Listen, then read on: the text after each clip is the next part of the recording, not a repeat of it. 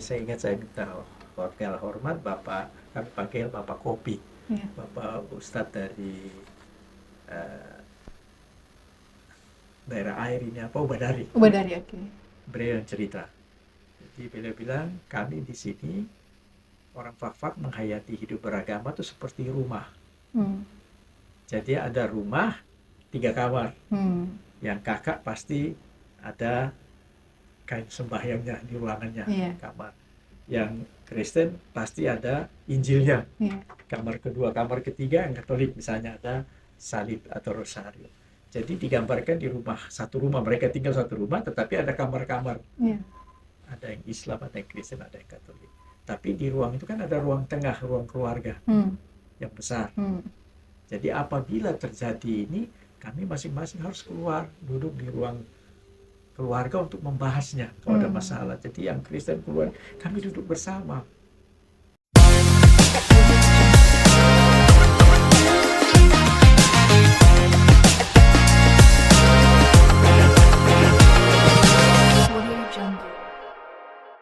Halo Sobat Embaran Bercerita, kembali lagi di podcast Embaran Bercerita. Tentunya kembali lagi bareng Bunga Kutanggas di sini.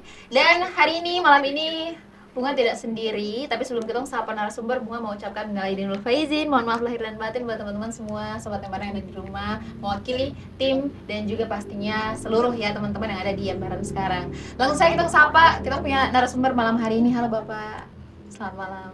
Selamat malam, salam Shalom. untuk semua dan juga para pemirsa atau pendengar, salam. Selamat merayakan Lebaran walaupun sudah lewat. Walaupun Dan sudah lewat, betul keberkahan, sekali dan Bapak. juga selamat merayakan Paskah bagi Betul semua sekali. yang merayakan. Dan keberkahan juga hari-hari yang berikut ini. Baik Bapak, jadi tentunya kita setelah menyapa harus ada perkenalan. Tapi sebelum itu Bunga kasih sedikit gambaran buat teman-teman. Jadi pada malam hari ini, karena berhubung ini baru berapa ya? Selesai pasca kemarin, baru pasca kedua kemarin ya? Iya, kemarin. Iya. Jadi hari ini topik pembahasan kita seputaran Hari Raya Paskah lebih banyak ya. Boleh Bapak berkenalan dulu mungkin ke sobat Embaran yang ada di rumah. Oke, ya. Saya juga berterima kasih ada kesempatan untuk bisa berbagi secara sosial lewat media ini, Lebaran. Saya sudah kenal secara tidak langsung, saya juga sering ikut. Dan hari ini sebelum memulai percakapan kami atau acara sharing ini, saya perkenalkan diri, saya bernama Ronald Helvelderi. Saya seorang pendeta, sekarang juga dosen di STTGP Papua. 2 kali menjadi sekretaris umum Sinode Gereja kami, Gereja Protestan Indonesia di Papua. Saya juga seorang sosiolog agama yang menyelesaikan S3 Doktor Sosiologi Agama di Universitas Kristen Satya Wacana Salatiga pada 2017 lah. Melalui riset panjang 2 tahun meneliti strategi budaya etnik Bahamata dalam perjumpaan dengan agama-agama dan otoritas politik ekonomi. Riset saya berbasis pada narasi dan praktik sosial masyarakat lokal. Bagaimana mereka menerima agama-agama, memperlakukan agama-agama, dan juga menerima kekuatan-kekuatan ekonomi politik yang dari Kesultanan, Belanda, dan lain sebagainya sampai sekarang. Bagaimana sih orang Fak-Fak itu berhadapan, apa menerima itu? Wah, luar biasa. Kita bahas semua masuk ini, agama masuk, pendidikan masuk, sosial masuk, ekonomi pun masuk ya. Luar biasa sekali. Oke, jadi teman-teman, Bunga dan Bapak malam hari ini akan bahas lebih banyak bincang-bincang. Pak Roni juga. Iya. Bincang-bincang, kemudian juga pastinya kita bakal bahas sedikit mengenai latar belakang Bapak. Mohon maaf, aslinya asli mana? Saya ini ayah dari Maluku, Maluku Barat Daya, ibu dari NTT, Pulau Rote. Tetapi mama lahir besar di Merauke. Karena dari 1900 awal, kakek-kakek kami dari Rote sudah ada di Merauke sejak zaman Belanda. Bapak juga kerja di Sorong, tapi kami ini lahir besar menjadi anak Merauke. Jadi kami lebih suka sebut anak Merauke. Sejak Fak dari tahun berapa itu Bapak? Ya. Ke Fak-Fak? Saya di Fak-Fak sejak 92. 92? Sampai sekarang. Wah, luar biasa. Dan memang tidak ingin pindah-pindah. Tidak ingin pindah-pindah. Menarik. Luar biasa. 92 itu sebelum lahir. Luar biasa sekali Bapak. Oke Bapak, mungkin kita akan lebih banyak bahas tentang Paskah. Karena mohon maaf kita semua minim ilmu di sini, mungkin Bapak bisa jelaskan sedikit makna utama dari Hari Raya Paskah bagi umat Kristen itu seperti apa? Iya. Jadi bangunan inti atau fondasi inti dari kekristenan itu Mm-mm. ada dua, Oke. yaitu peristiwa Jumat Agung, Mm-mm. penyaliban dan Mm-mm. pengorbanan Yesus di salib, Mm-mm. dan kebangkitan yang kita sebut dengan Paskah. Paskah. Jadi bangunan iman Kristen itu intinya di situ, fondasinya. Nah, jadi bagi orang Kristen, kalau mau menghayati Paskah, kita tidak bisa tinggalkan Jumat Agung istilahnya, Mm-mm. hari penyaliban. Karena dalam keyakinan kami secara teologis atau iman, manusia itu sudah berjarak jauh dari Allah Mm. karena dosa dan lain sebagainya. Dan kita tidak mungkin menjembatani itu sendiri, Mm. selain Allah sendiri yang datang. Mm. Nah, itu yang kita yakin datang di dalam Yesus Kristus yang sampai menderita harus mengorbankan diri. Jadi di sini orang Kristen percaya yang mendamaikan diri Allah dengan kita adalah Allah sendiri. Mm. Artinya tidak ada lagi cara manusia mau buat apapun untuk mendekat kepada Allah karena kita udah jauh. Selain Allah sendiri yang bangun jalan itu kembali supaya kita bisa kembali. Nah, itu yang disebut dengan penyaliban. Makna dari salib, Allah menebus dosa-dosa kami. Kami dibersihkan dengan, kalau orang Kristen dengan darahnya, dengan tubuhnya. Dengan cara itulah baru kita layak di muka Allah. Nah, tapi Yesus tidak hanya mati. Pada hari yang ketiga dia bangkit, itu yang Paskah. Dengan Paskah secara teologis orang Kristen yakin bahwa masa lalu tidak bisa mengurung kita, ada masa depan yang baru. Allah bangkit menang supaya kita dapat jalan hidup yang baru. Dan disitulah orang Kristen sekarang masa-masanya ini berkomitmen sebagai terima kasih dan syukur kami akan hidup di jalan baru yang Allah buka kembali buat kami. Nah, dari sini kita bisa dapat pengertian etisnya. Kalau di dalam Yesus yang disalib, kami juga ikut mati, ikut dikuburkan. Jadi dosa-dosa kami pun juga dikuburkan supaya kami bisa bangkit lagi, mendapat hidup yang baru. Jadi secara etis, kematian Yesus salib itu mengajarkan kami untuk meninggalkan dosa, meninggalkan semua yang lama supaya kita bisa mendapat kehidupan yang baru dalam kebangkitan. Nah, dengan itu kebangkitan makna etiknya adalah etikanya ayo jalani hidup secara baik, jalan hidup secara sesuai dengan kehendak Allah, kehendak Tuhan untuk kita semua. Nah, disinilah yang fakta apa yang berikut adalah kita ketemu dengan misi atau dakwanya, yaitu bahwa dengan hidup yang baru kita juga akan terlibat bersama-sama dengan masyarakat untuk membangun hidup yang baru supaya kehidupan masyarakat mungkin ada yang terganggu, orang Kristen harus terlibat di dalamnya dengan upaya-upaya kasih, upaya-upaya perdamaian, upaya-upaya membangun hidup yang baru. Nah, disinilah tanggung jawab agama Kristen orang-orang percaya. Dengan kata lain, orang Kristen atau orang beragama tidak hanya harus tinggal dalam agamanya, dia harus keluar untuk masuk dalam kehidupan bermasyarakat. Dengan sumbangan dari berbagai agama termasuk kami yang Kristen, kita membangun bersama-sama yang kita biasa sebut dengan ilmu sosial kami sebut dengan moralitas sosial, etika sosial bersama. Ini yang paling penting. Jadi orang Kristen juga sini saya juga pesankan supaya tidak boleh terkurung dalam Paskah yang hanya untuk orang Kristen, karena ada tanggung jawab misi, tanggung jawab dakwah sosial tadi. Kita harus terlibat di dalam kehidupan bersama masyarakat di sini, bersama pemerintah untuk ayo dong dari masing-masing agama kita sumbang hal-hal terbaik untuk membangun moralitas, nilai-nilai baru, moral sosial masyarakat untuk bisa saling menjembatani, kita saling. Jadi sebenarnya itulah pesannya, karena Yesus bangkit juga bukan untuk kami saja, memberi harapan. Semua orang jangan tinggal pada lama, ada hal-hal baru, ada kemungkinan baru, ada prospek baru, perspektif baru yang bisa kita jalani. Itu mungkin pesan dasarnya. Nah, kalau nanti ini cocok, kalau saya suka berbicara beragama, saya itu sebenarnya beragama dari kultur orang Fak-Fak. Jadi kalau tadi kita bilang mari kita bangun moralitas sosial bersama, itu cocok untuk budaya di Fak-Fak, orang Fak-Fak, khusus etnik Bahamata ya. Karena orang Bahamata dia menerima agama-agama baik Islam, Kristen dan Katolik. Dia ramu agama-agama itu secara indah dalam sistem marga, sistem kekerabatan. Karena itu kita temukan dalam satu marga ada 3 agama. Betul. Dan mereka hidup bersaudara banget. Ini bukan dibuat-buat sebenarnya kalau di orang Fak-Fak. Kalau kita yang dari luar kan agak terbata-bata soal ini. Tapi kalau orang Fak-Fak, dia mengalir ikut garis keturunan, garis kekerabatan, ya. Nah, disinilah saya ingin memaknai Paskah atau Jumat Agung dan Paskah Kristen dalam semangat kultur orang Fak-Fak. Oke. Kita saling memberi nilai.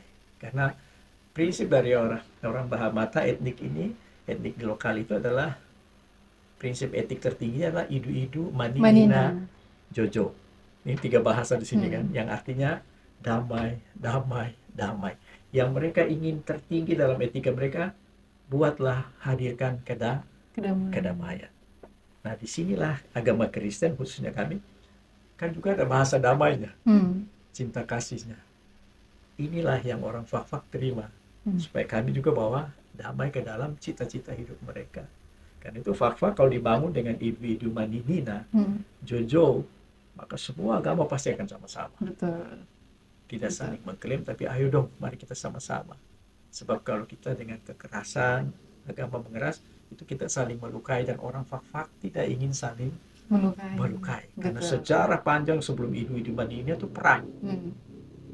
Orang Fak-Fak sudah tinggalkan di masa lalu, karena ada beberapa situs yang menggambarkan itu. Mereka buang kekuatan lalu yang perang, fitnah, pokoknya kuasa-kuasa gelap dibuang dan ditutup di gua-gua, dan tidak boleh kembali ke situ. Itu doa angkat dengan sumpah. Jadi kalau misalnya saya dari agama Kristen ingin dengan semangat Paskah, saya harus menghayati itu juga. Dan ini sebenarnya agamanya cocok. Begitu kan? Jadi itu yang bisa saya sampaikan dulu sementara ya. Oke, baik. Tapi memang menurut Bapak ini kan punya pengalaman bukan cuma di Fak-Fak saja nih. Pastinya melihat dari sudut pandang Bapak tentang bagaimana sih dan juga apa sih perbedaan yang Bapak lihat dari sistem keagamaan yang ada di Fak-Fak sama di luar. Apalagi kan Bapak sempat sampai ke California di kuliah sampai di luar. Boleh Bapak jabarkan sedikit tentang apa yang Bapak lihat dari Fak-Fak tentang kerukunan agama yang ada di Fak-Fak ini? Jadi saya ini hidup sini sejak 92, memimpin gereja. Saya kerja bersama-sama dengan antara lain misalnya Pendeta Martin Hindom. Saya mulai kenal bagaimana anak-anak Fak-Fak menghayati budaya dan agamanya. Perlahan-lahan. Dari 92, 97, sampai akhirnya saya ambil keputusan sejak S2 mulai studi pelan-pelan tentang bagaimana sih kehidupan agama. Dan saya akhirnya menemukan ada yang namanya agama keluarga. Atau itulah pusat disertasi saya. Jadi meneliti bagaimana sih agama diterima dan diperlakukan, diberi tempat oleh suku Bahamata, etnik ini. Jadi kadang-kadang kita pikir kami agama-agama besar menaklukkan masyarakat lokal. Tidak. Orang Fak-Fak menunjukkan mereka aktif juga. Mereka terima Islam yang datang pertama, kemudian terima Katolik, Protestan, dengan cara yang damai.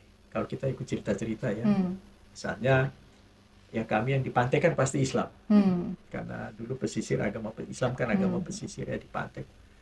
Karena ketika Kristen atau Katolik datang, kami di sini sudah beragama, tapi saudara kami di Gunung belum. Nah, saudara Muslim yang buka jalan untuk yang Kristen dan Katolik berdakwah lagi ke atas. Karena itu sekarang kan terkenal ya.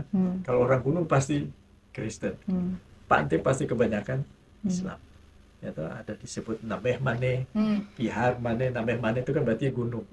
Pihar Mane ini kan yang pantai ya. Jadi itu istilah-istilah yang mungkin bagi orang biasa, tapi itu ada sejarah sosialnya. Mereka berdamai. Nah, keunikan daripada orang Fak-Fak beragama Islam, Kristen, dan Katolik di situ. Mereka membaca agama dari sistem kekerabatannya. Karena kami adik kakak. Kakak ambil Islam, adik ambil Protestan, adik bungsu ambil Katolik. Jadi di sini sejarah mereka, misi itu, dakwah itu damai sekali. Saling menghantar, saling memberi tempat. Ya, jadi ini yang unik sebenarnya. Dan salah satu profesor utama pembimbing saya di Salatiga bilang, Ron, di dunia tinggal di Fak-Fak aja yang bisa begini. Kami yang lain udah pecah-pecah ini, agama udah mengeras, kau jaga dengan masyarakatmu. Dan itu dia pesan. Ketika saya juga bimbingan di Amerika, di Berkeley, dan sama seorang profesor, Joseph namanya, wow, Anda sudah jelaskan, tapi satu kata Anda mau tulis apa? Saya langsung, saya hampir bingung, karena orang Amerika kan studinya begitu, harus ringkas. Satu kata yang kau tadi jelaskan hampir 10 menit, itu apa yang kau mau tulis? Saya cuma bilang, agama keluarga, atau religi, keberagaman, kekerabatan. Dia bilang, oke, nggak usah kemana-mana, you dalami itu. Dan ini kami rindu ya, seperti itu. Jadi bagi saya, karena itu saya harus bilang begini, saya udah dibaptis Kristen, tapi setelah saya di Fak-Fak, saya juga dibaptis dengan keberagaman budaya sini, keberagaman keluarga. Jadi iya. Jadi kita makin rendah hati.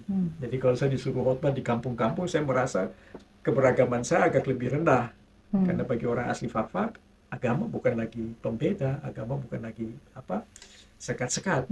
Mereka udah melampaui istilah saya, beyond tolerance. Artinya orang Fak-Fak itu sudah melampaui apa yang kita biasa sebut-sebut toleransi. Saya biasa bilang beragamanya orang Fak-Fak itu udah keluar masuk. Jadi kalau saya yang masih terikat dengan dogma-dogma saya sendiri sebagai orang Kristen, saya nggak layak berkhotbah untuk mereka, itu kalau menurut saya.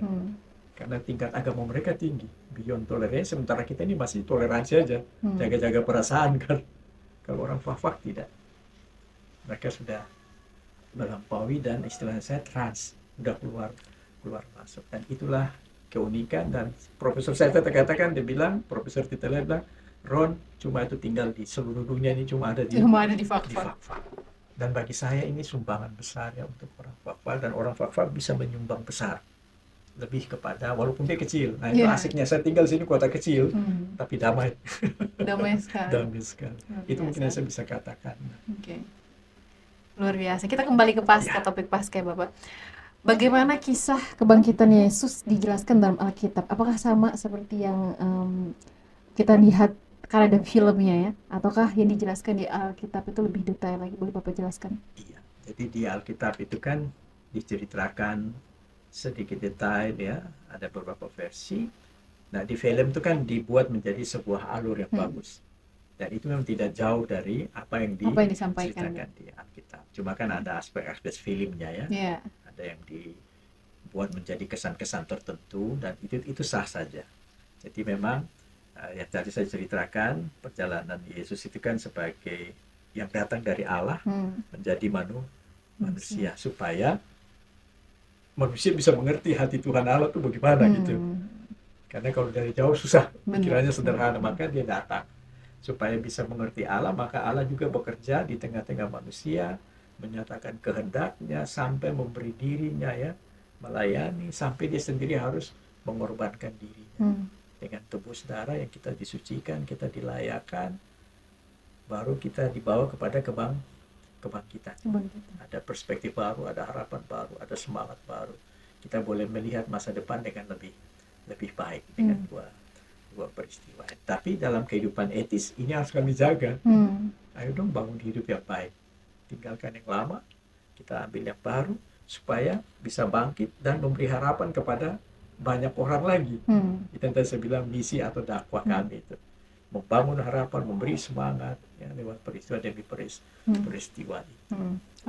Pesan utama Bapak, apa kira-kira pesan utama dari peristiwa penyaliban dan juga kebangkitannya? Saya sudah katakan ya, kepada misalnya kami umat beragama yang Kristen, berkomitmen menerima penebusan dari Allah, kau dibebaskan dari dosa, dengan komitmen baru, bangun hidup yang benar, tinggalkan yang lama, supaya you bisa menjadi orang yang bangkit menjalani hidup yang baru. Nah hidup yang baru ini yang mana? Ya hidup baru untuk menjadi berarti bagi semua orang. Kita membangun harapan, mendorong mereka juga memiliki perspektif, jangan cepat putus asa atau tinggal di dalam yang lama. Ayo dong sama-sama. Nah kalau secara sosial masyarakat saja saya katakan bahwa kita semua punya tanggung jawab bersama, termasuk kami orang Kristen. Kita mengalami peristiwa salib dan peristiwa kebangkitan itu untuk tadi menjadi orang-orang, pribadi-pribadi, komunitas-komunitas, kelompok-kelompok yang baru untuk menjadi bagian dari masyarakat Fak-Fak. Apalagi kita disemangati oleh agama keluarga. Betul, agama keluarga. Bangun damai, idu-idu Manini Jojo, damai, damai, damai. Sebenarnya nyanyian itu sederhana. Damai, yang kami cuma mau damai, damai, damai. Saya kira ini pesan Paskah, karena Kristus juga mati dan bangkit untuk mengalahkan kuasa-kuasa jahat kan, yang mau merusak kehidupan manusia, yang mau menghancurkan hubungan itu dihancurkan oleh kematian dan Kebangkitan. tanggung jawab kita di situ. Nah, untuk pemerintah saya kira pesan untuk pemerintah jadi agen ya, agen untuk pembaharuan dalam masyarakat melalui program pembangunan, pendampingan ya, penyelenggaraan pemerintahan yang baik, bersih ya. Saya kira itu juga bahagian dari tanggung jawab pemerintah dalam terang perayaan Salib atau Jumat Agung dan kebangkitan atau Paskah.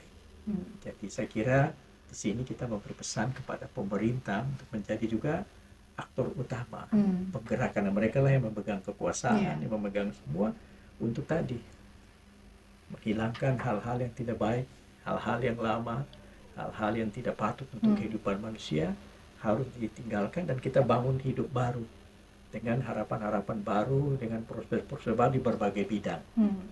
Dan di dalam iman kami, pemerintah tidak usah takut, karena Allah Tuhan menghendaki itu semua.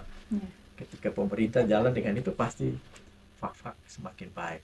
Ini harapan kami kepada pemerintahan yang baru ya. Oke, luar biasa.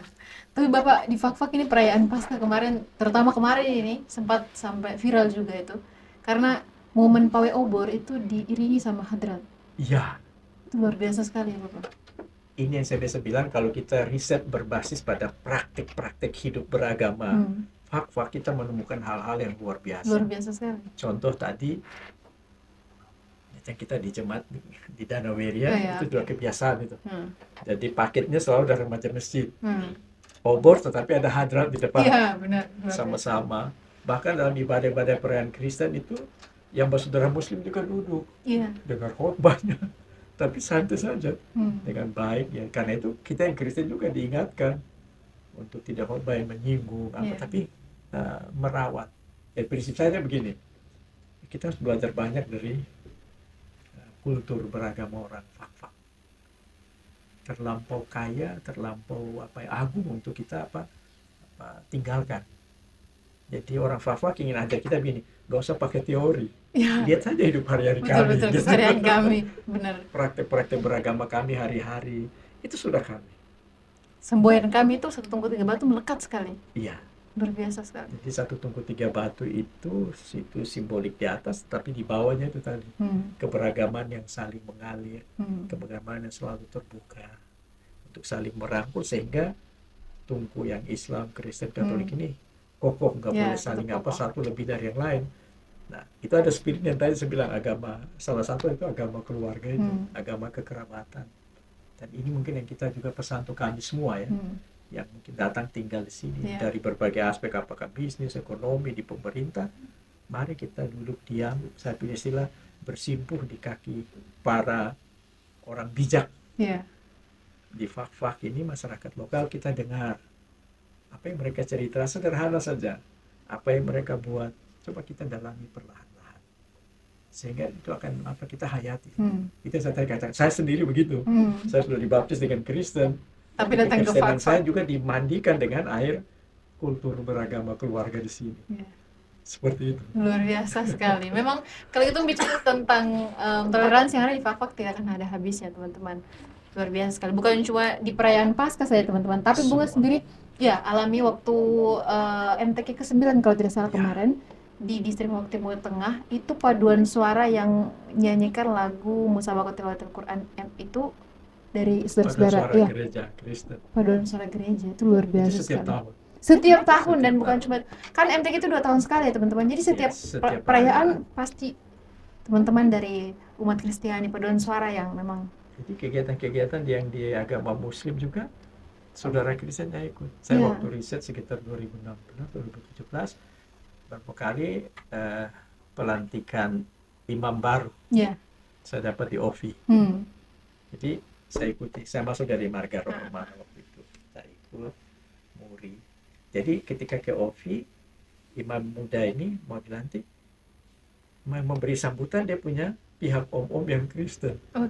Yang mendampingi dia di samping untuk apa waktu mau ini adalah dia punya mama-mama tante yang Kristen. Kristen. Luar biasa. Karena ternyata mereka tadi kawin lintas Iya. agama tuh sudah berakar. Jadi saya bilang, wow, luar biasa ya. Saya waktu melakukan observasi di Masjid Ofi tahun 2017, saya kan tahu saya nggak mau masuk. Saya, masuk saja anak. Saya bilang udah biar saya di sini saja supaya kamu bisa lihat kami bersembahyang. Saya di depan pintu aja. Padahal diundang masuk sebenarnya, tapi biar saya di depan pintu aja. Karena ada tempat suci ya, Iya. jadi saya juga harus menghargai. Dia seperti itu sebenarnya. Luar biasa. Dan teman-teman percaya atau tidak percaya, mungkin teman-teman ada di luar Fakfak, sobat Embaran nonton di luar Fakfak, percaya atau tidak percaya, tiap tahun sholat Idul Fitri itu yang jaga depan masjid itu Ya. teman-teman dari remaja-remaja gereja. Dan itu luar biasa. Biasanya bicara sampai saya merinding. Saya takut besok-besok mungkin kalau saya merantau tidak ketemu dengan apa yang ada di Fakfak di luar. Luar biasa sekali. Ada budaya saling kunjung yang asli dari orang Fakfak antara Kristen dan Islam. Saudaranya yang Kristen dan saudaranya Islam. Ketika Lebaran kan dulu digambar yang Kristen turun dari gunung. Iya. Itu nanti yang Islam dan saudara Muslimnya, keluarganya udah siapkan piringnya, Iya. segala macam Benar. dikasih. Setelah itu dicuci, disimpan lagi. Iya. Begitu juga yang Kristen, ketika nanti Natalan dia akan, saudara Muslim akan ke sana, dia sudah siapkan juga. Yang dia juga tidak boleh kotori. Iya, betul. Dia harus jaga, tidak boleh ada hal najisnya, dijaga benar. Setelah itu cuci, simpan lagi. Ini hal-hal yang mereka saling memeluk agama yang menjadi orientasi, kiblat masing-masing, tapi agama tidak menjadi pembatas. Malah mereka saling menguatkan. Misalnya kalau di kampung kita tinggal, yang Kristen, kamu pergi deh. Sudah jam sembahyang tuh. Iya, diingatkan. Nanti yang Islam juga, hari Minggu pergi sembahyang. betul. Mereka itu mengalir saja. Luar biasa. Ada semboyan, bukan semboyan sih, lebih ke pepatah yang mengatakan kalau di Fakfak itu ketika bulan Ramadan kau tidak akan dengar bunyi orang masak, tidak akan cium bau aroma masak, walaupun kau tinggal satu rumah dengan saudara yang Nasrani. Itu saking toleransinya itu, luar biasa sekali. Ada satu orang Fakfak ini saya sebut dengan masyarakat metaforik. Masyarakat yang menyampaikan sesuatu yang penting itu dalam bentuk metafor atau perumpamaan. Iya. Jadi misalnya, saya ingat saya minta hormat Bapak, kami panggil Bapak Kopi. Bapak Ustadz dari daerah air ini Ubadari, oke. beliau yang cerita. Jadi beliau bilang, kami di sini orang Fakfak menghayati hidup beragama itu seperti rumah. Jadi ada rumah 3 kamar. Yang kakak pasti ada kain sembahyangnya di ruangannya, kamar. Yang Kristen pasti ada Injilnya. Kamar kedua, kamar ketiga yang Katolik misalnya ada salib atau rosario. Jadi digambarkan di satu rumah, mereka tinggal satu rumah tetapi ada kamar-kamar. Ada yang Islam, ada yang Kristen, ada yang Katolik. Tapi di ruang itu kan ada ruang tengah, ruang keluarga yang besar. Jadi apabila terjadi ini, kami masing-masing harus keluar, duduk di ruang keluarga untuk membahasnya kalau ada masalah. Jadi yang Kristen keluar, kami duduk bersama. Seperti itu. Nah, ada satu dapur, tapi dapur juga dipakai saling menghormati.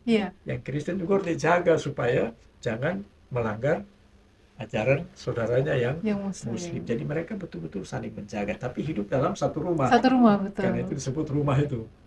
Jadi satu marga ada 3 agama misalnya. Jadi mereka hidup baik-baik. Saling baku jaga. Nah, itu istilah saya senang. Mereka saling menjaga dalam beragama. Misalnya jangan saya yang Kristen sok-sokan khotbah di dakwah di yang Kristen, yang Islam tuh gini. Itu orang Fakfak yang Kristen dia akan dengar. Karena dianggap itu mengotori atau memfitnah, menjelekan saudaranya sendiri, tubuhnya sendiri. Begitu juga yang di Muslim. Tapi orang Fakfak itu kan tidak pernah bilang, dia diam, dia tenang. Begitu. Jadi ya itulah cara hari-harinya orang Fakfak. Jadi agama yang dihidupi atau agama yang dipraktekkan itu seperti itu. Luar biasa sekali. Teman-teman, ini kalau kita bicara soal sejarah dan juga semboyan yang ada di Fakfak, terutama ya saling menghargai antar satu agama dengan agama lain tidak akan ada habisnya, teman-teman. Baik, mau kita kembali ke topik Paskah. karena tadi seperti yang Bapak sampaikan, pesan-pesan tuh banyak sekali dari Hari Raya Paskah, kita dapat ambil banyak sekali karena berhubung media kami ini media anak muda. Mungkin nilai-nilai Paskah yang bisa diterapkan dalam kehidupan sehari-hari khusus untuk anak-anak muda itu seperti apa, Bapak? Saya kira tepat sekali. Ini sangat tepat bagi generasi muda. Hmm. Generasi muda ini kan generasi yang masih mencari identitas, yang kadang-kadang melewati jalan-jalan yang kita anggap betul. ya kita orang tutup lihat, namanya sebagaimana begitu. Betul, generasi ini sebagaimana Ya, ini. namanya kami juga dulu sempat lewat. Jadi ada masa-masa di mana memang ya kadang-kadang mungkin hidup tidak berarti. Hmm. Ada kadang-kadang hidup mungkin ya salah jalan atau mungkin gagal ya. Kadang-kadang tidak lihat lagi masa depan. Iya. Tetapi kalau di dalam terang salib dan Paskah, kita diingatkan hidupmu lebih berarti di mata Tuhan.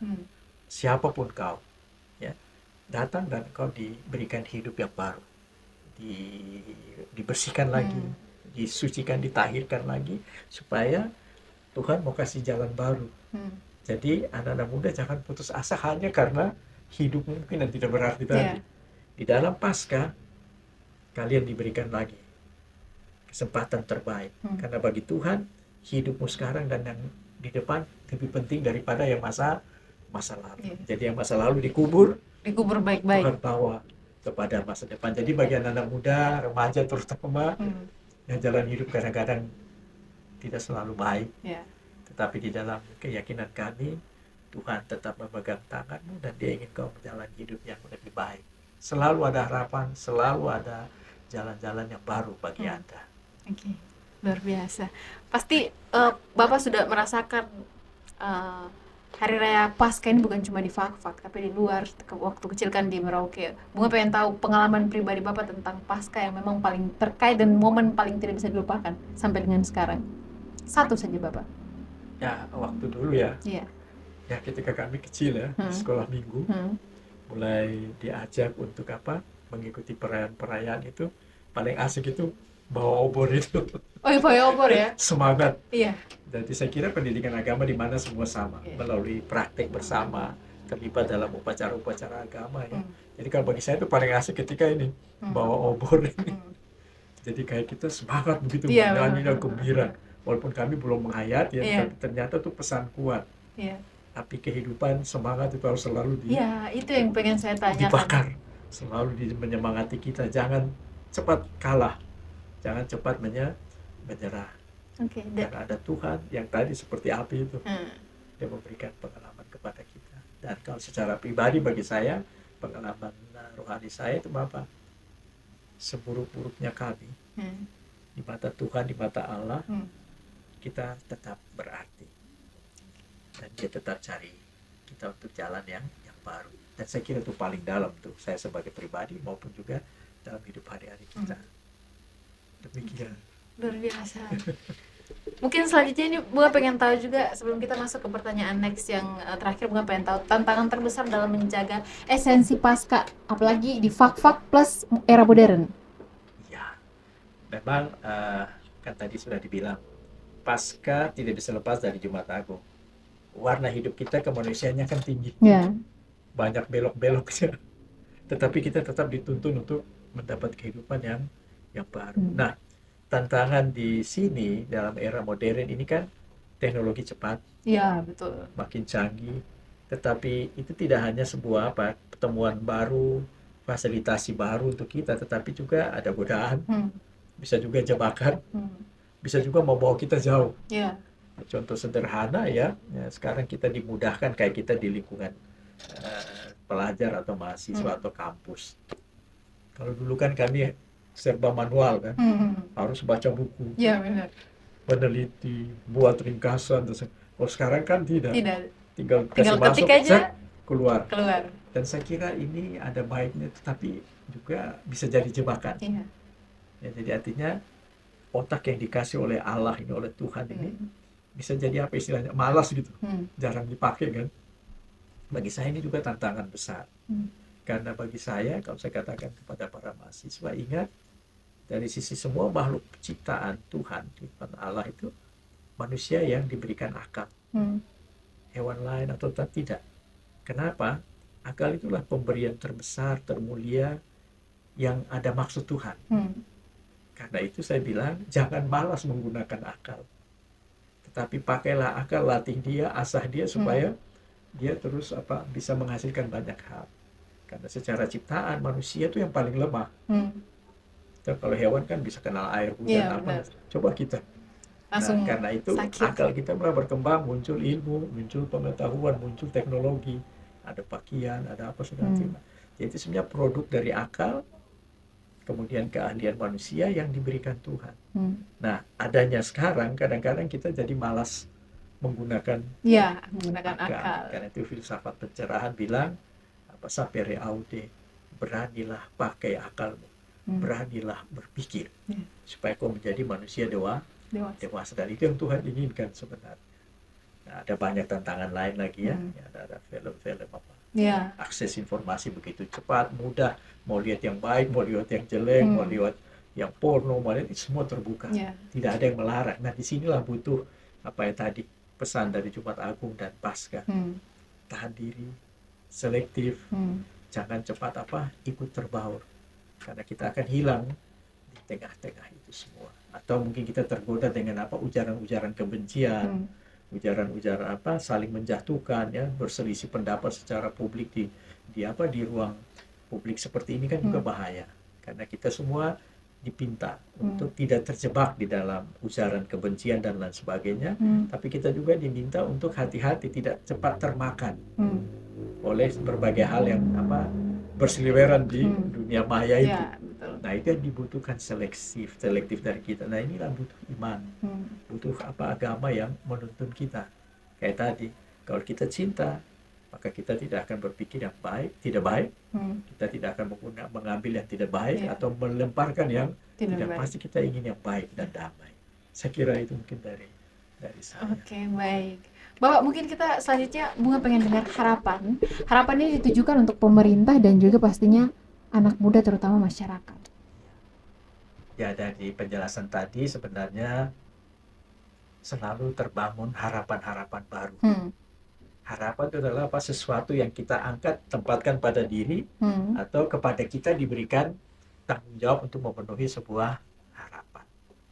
Nah, harapan ini penting. Tanpa harapan kita tidak bisa hidup. Kita akan terkurung terus dalam lingkaran setan. Harapan itu seperti cahaya yang membawa kita keluar, menyadarkan dan menguatkan kita, membuat kita mau berjuang lagi. Nah, harapan di sini ya dalam tema kita tadi, saya kira tadi kita sudah singgung. Pertama, untuk anak-anak muda kita sudah lihat tadi, mari berimanlah dengan benar dan baik supaya ada pegangan, ada yang bisa kita ditolong untuk membuat seleksi ya terhadap berbagai hal yang mungkin bisa menjerumuskan kita lebih jauh ya, apalagi dalam dunia serba mudah ini. Nah, bagi masyarakat saya kira saya lebih suka pesan Paskah kita bawa dalam terang kehidupan beragama di sini. Mari kita saling memberi harapan, bergandeng tangan ya, supaya agama-agama kita bisa menyumbang yang terbaik sesuai dengan filosofi di sini. Kami hanya mau damai, damai dan damai. Nah, disinilah ketiga kita harap kepada pemerintah sebagai aktor utama dalam penataan hidup bermasyarakat, bernegara, berbangsa ini, berdaerah kita untuk mengambil peran yang sangat penting dan krusial, menentukan dalam tadi menciptakan tadi, membangkitkan harapan baru, memberikan dorongan untuk mencapai kehidupan yang lebih baik lagi ke depan. Dan saya kira pemerintah punya dasar untuk ini, punya modal untuk ini, karena ada dana yang dikelola, ada kekuasaan yang diberikan, ada jejaring, ada aparat yang begitu besar, banyak mencakup berbagai bidang. Saya kira bisa. Mari kita bangkit bersama.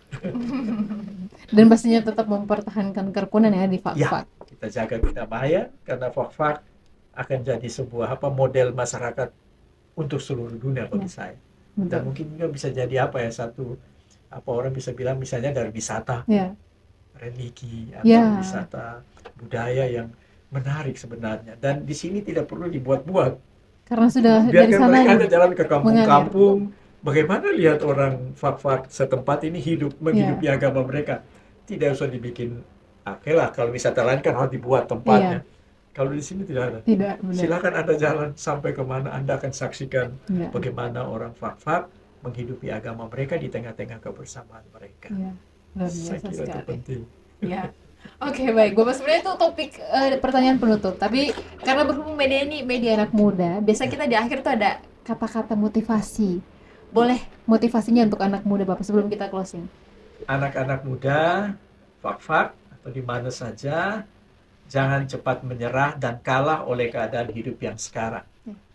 Karena ke depan Anda punya Anda punya kesempatan hidup lebih baik, yang dimana bukan saja orang tua, pemerintah, tapi Tuhan mau pakai Anda untuk bangun kehidupan yang lebih baik. Dan percaya Anda bisa. Ya. Oke. Oke. Luar biasa sekali. Bapak, terima kasih untuk Salam. waktu di malam hari ini. Saya juga Sudah ucapkan terima bagikan kasih. banyak sekali pengalaman, kemudian motivasi, kisah-kisah sharing. Jadinya kita yang tadinya buta akan ilmu, jadi teranglah, bisa adalah Oke. gambaran sedikit. Baik, mungkin Sobat Embaran, sekian dulu perbincangan kita malam hari ini bersama Bapak. Bapak sehat selalu ya. Semoga di pertemuan selanjutnya kita dipertemukan lagi, entah dalam topik-topik next sosial, ekonomi, ataupun pendidikan. Karena Kita Bapak ini berharap Embaran akan jadi institusi ya, siaran publik yang menjadi berkah ya, ke depan dan amin. pasti maju. Amin, amin, amin, amin. Terima kasih untuk doa baiknya. Ya. Kita bisa ajak Bapak untuk bincang lebih banyak lagi, entah itu pendidikan, sosial, ekonomi, banyak sekali. Ya, tapi malam ini khusus kita bahas tentang agama. Terima kasih banyak Bapak untuk waktunya, sehat selalu. Dan Sobat Embaran, tetap stay tune, pantau terus media kami, pantau terus akun media sosial kami, baik FB, TikTok, YouTube, ataupun Instagram. Dan jangan lupa subscribe. Tinggalkan kamu punya masukan di kolom komentar, karena kita akan selalu dengarkan kamu punya masukan. Embaran Media, medianya anak muda, informasi menjangkau Nusantara. Bye. Yes.